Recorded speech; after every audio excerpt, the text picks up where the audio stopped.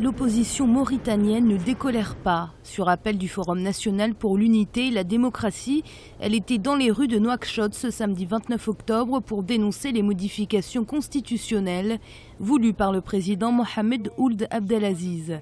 Elle le soupçonne de vouloir supprimer la limite de 2 mandats présidentiels, une ambition que l'opposition prête à l'actuel chef de l'État alors qu'à la clôture du dialogue national, l'article 28 qui limite le nombre de mandats n'a pas été retenu comme disposition devant faire l'objet de révisions constitutionnelles. Cette marche n'a pas réussi à faire sa mobilisation attendue suite au changement de son motif. La marche était initialement prévue pour contrarier un 3e mandat qui n'existe pas. Le président de la République l'a confirmé lors de la clôture du dialogue qu'il ne compte pas se présenter pour un 3e mandat. Donc il n'y avait plus de raison pour cette marche. La mobilisation de quelques milliers de personnes dans une capitale qui fait plus d'1 million d'habitants pour 11 partis politiques, ce n'est pas vraiment grand-chose du point de vue statistique.